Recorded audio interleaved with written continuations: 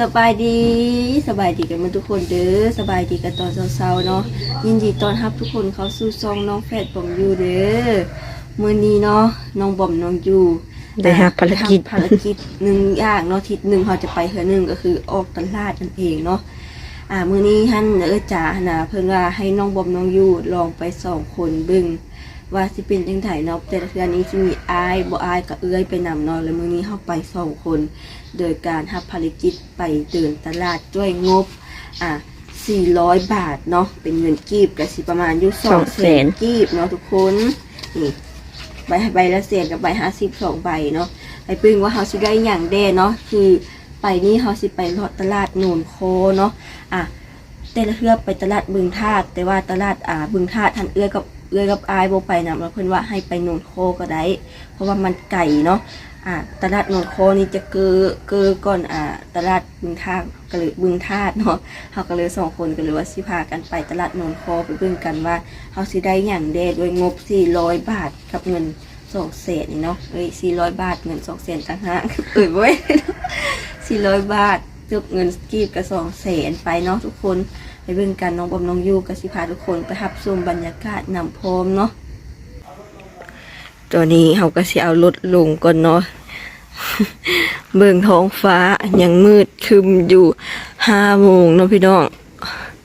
โอ้ยเป็นครั้งแรกตื่นเต้นนิดๆเนาะ ไป2คนด้วยไว้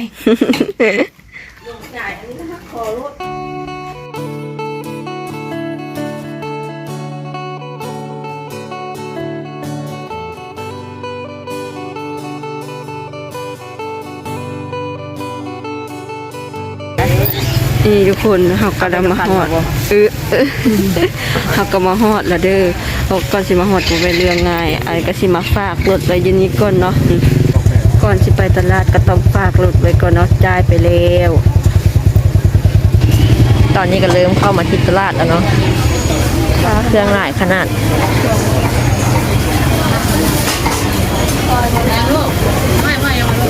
ได้แล้ว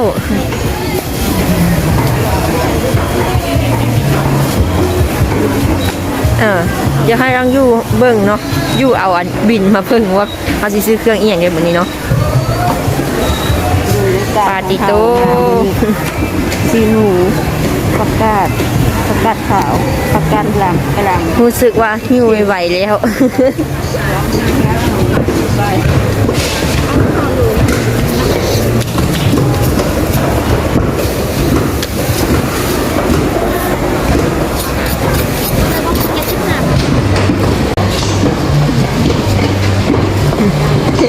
แม่ค้าก็ยิ้มอยู่เนาะว่าเห็นยังตอนนี้ก็พูดใจนี่เดี๋ยววันนี้โควิดนี่เนาะตายงบลบไปแล้ว75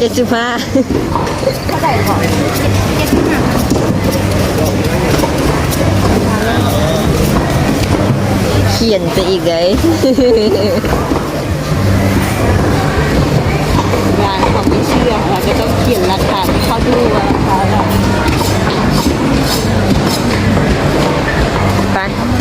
ไปต่อให้รถให้ล้อเอาไปก่อนเนาะก็จะประมาณนี้เนาะตลาดลาวก็จะมีล้อมาฮับเครื่องแบบนี้นะทุกคนเราต้องลีกล้อแต่ต้องลีกขนเลยเนาะไปอันจะไปทางไหนเราซื้อผ้าเป็นแขกแล้วก็ไปตอนนี้ก็จะมาโซนพักเพิ่งเนาะว่าเขาจะเอาผักอีหยังแด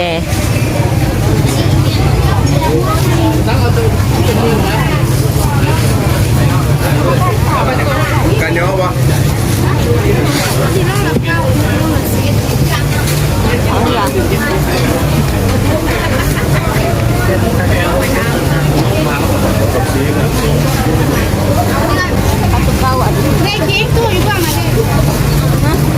เอาเดี๋ยวก็ได้อยู่นี่มีราคาสองแบบนะทุกคนมีราคา9,000 กับ 10,000เนาะถ้าตกราคา10,000ถ้าตกเป็นเงินบาทกันแล้วน่าจะประมาณ25 บาทเนาะ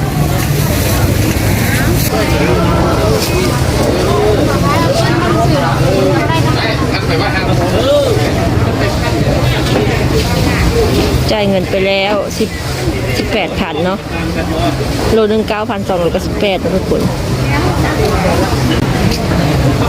ต้องจดรายละเอียดประมาณนี้ได้ ราคาเท่าไหร่อย่าลืมหิ้วพักไปน้ำ ตอนนี้ก็มาโซนทางพี่แล้วเนาะบ่ฮู้ว่าโซนทางพี่มีอย่างไรเรามาเลาะซอกนะทุกคนเมื่อกี้น้องอยู่ว่าก่อนอื่นเขาไปซอกซื้อเห็ดเข็มเพิ่นว่าโอ้ยอยากหัวขนาดน้องเห็ดเข็มที่ใส่ก็มีเพิ่นว่า บอกน้องอยู่ว่าอยู่บนไหนก็มีล่าสุดซอกบ่เห็นแล้วหนึง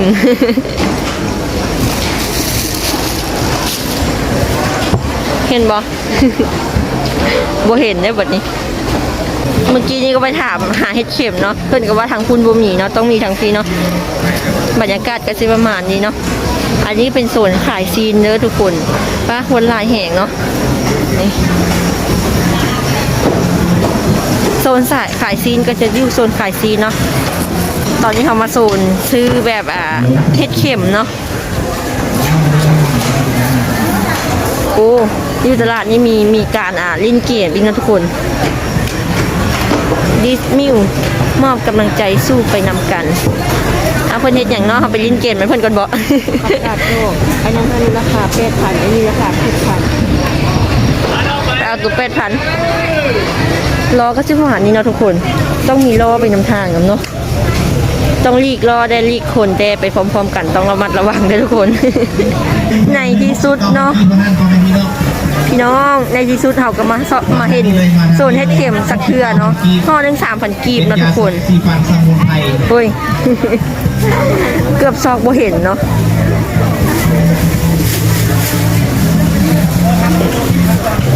ห่อหนึง 3,000 กีบก็น่าตกอยู่ประมาณ7-8 บาทเนาะ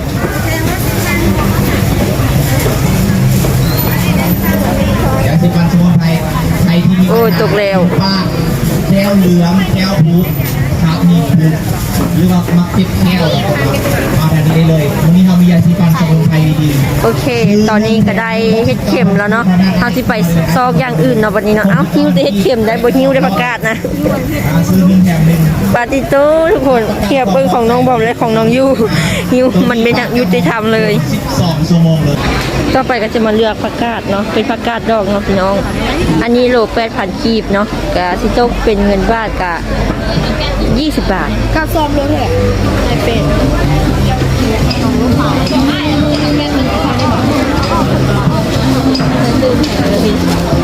บ่ฮู้สิเลือกเอาตัวใดดีเนาะเบิ่งแต่มังหุงนี่โอ้ยนะฮักแฮง ใหญ่ๆใหญ่ๆว่ะ ปรึกษาเอากระลำลองจับเบิ่งดูเบาบ่หัวมันเบาวะ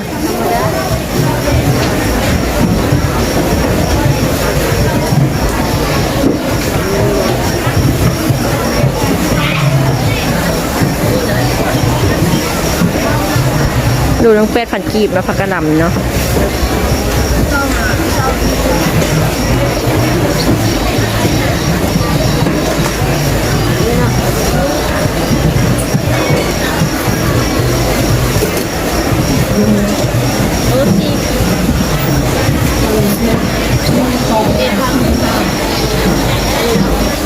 แล้วแต่เอาเลยก็เอา จ่ายเงินไปแล้ว 11,000 กีบเนาะ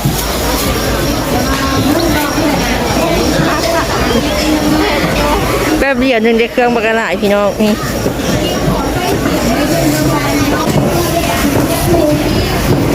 โอ้ยอยากบอกว่ามักเพชรแพงขนาดพี่น้องเอ้ย5,000 กีบ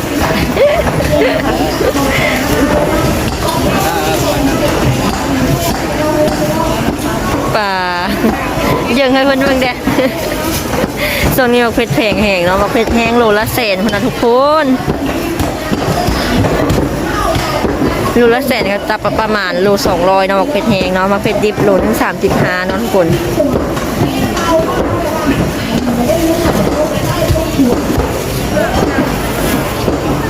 อันกระหล่ำเอาเส้นถุงไหมเป็นมายุมายะเนาะเมื่อหน้าเราเอาล้อมาแก้คือเพิ่น แล้วที่เขายังคือปลาส้มกับชิซูหัวผักบัว ยังอีก3อย่างเนาะปลาส้มชิซูกับหัวผักบัว กระพุ้ ไป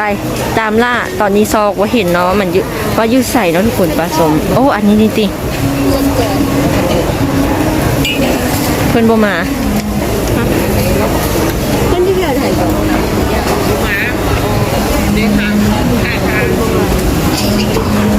เพื่อนบ่มาไม่ได้กิน ไม่ได้มาซ้ำไปซื้ออย่างอื่นโซนใกล้ก็เป็นโซนใกล้เลยเนาะนี่ใกล้หลายแหงโอ้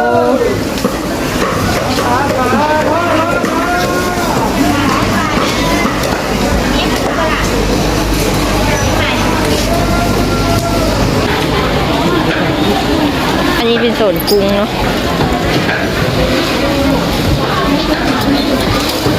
ไม่ค่อยมีสัตว์ป่าเนาะ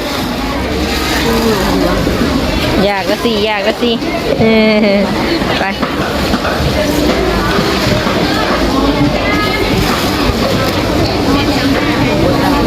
ยากวะ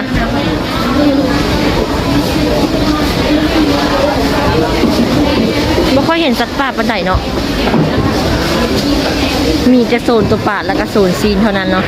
ไปพี่น้องมีเขาสิซื้ออีหยังได้เมื่อตะบะยังเต้าหู้กับบุ้งข้าวผัดตัวน้อยกับบุ้งไปก็ไปซื้อนอกเลยเลยตัดภาพมาอีกทีเขาก็มาฮอดรถแล้วเนาะซึ่งเขาก็ได้เอากายครอบเขตแต่ว่าเงินบ่มืดน้องพี่น้องเดี๋ยวไปพึ่งว่าเงินเขายังสิเหลือเท่าใดตอนนี้ก็ที่พากันเหาะเครื่องแล้วกลับบ้านเนาะเดี๋ยวไปเจอกันว่าเขาได้หยังเดเขาเอาลายก้อนที่เพื่อนเขียนให้บินนะเนาะ ว้าวพอดีว่าฮอดเหือนแล้วเนาะพี่น้อง โอ้บึ้งนี่เนาะเขาซื้อมากซีเนาะได้1อย่างแล้วซีนี่คือบริยูในงบเนาะบริยูในรายการแต่เขาซื้อเอง ประกาศข่าวเนาะ ประกาศขาวอันนี้ก็นอกรายการเนาะมากวันเผาเขาอยากเองมะนาวก็นอกรายการเนาะกับซื้อมาซื้อเหนียวอะไรนะ4 คนจะหันสิไปลองอยู่4 คน4น้อย มีคนย่อนี่ออกว่าคือตัวเอาเขาจับ หอนี่ย่อออกล้างอันนั้นมันบ่ได้ล้างที่เงือลงไปผักปอมนอกรายการ กะลำปี อันนี้กะหล่ำปี จ่ากะลำปีนี่หวานกะลำปีอย่างอยู่ จะเขียนอยู่นั้นกะหล่ำปี1 โล หัวดอกกะลำมีปีอยู่เอาปีนมาเขาก็คือได้อันเดียวกัน หัวดอกกะลำเป็นหัวส่วนสีขาวสีเขียวนี่ดีหวานแล้ว เนี่ยมึงบอกว่าจะเข้า เคยดูนะเขาคิดว่าเป็นพันธุ์สีขาวสีเขียวเวลกูดเวลกูดสุพองได้แล้วว่าเอามีนั่นเนาะคิดว่าเขียนแต่กะลำซื้อหัวดอกกะลำก็จะไม่เคยกิน โอ้หัวดอกกระดำหัวผักกะหล่ำปี เคยกินแต่ตอนนั้นเคยกินเจ้าไปฮู้ซื้อนี่แต่ครั้งแรกเคยกินตอนนั้นที่บ่ฮู้ซื้อมันว่าซื้ออันนี้ เขาซื้อเขาว่าหัวดอกกระหล่ำอีบอมก็เอาซื้อ กินกันยังนะจ่ากับไอ้จันลงกันว่าเขียนซะว่าบ่เข้าใจให้ทำบ่เขี้ยวนะโคน่ะ เบิ่งประ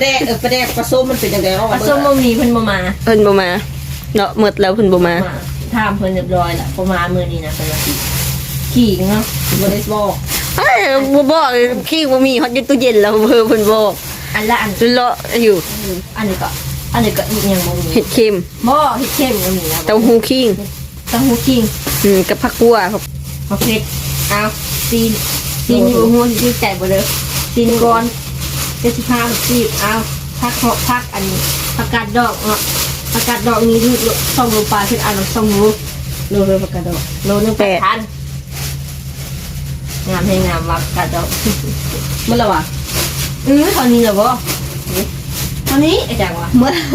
อเท่านี้จ่ายเงินไปเท่าไหร่ก็เบิ่งเอาเงินมาเบิ่งเนาะ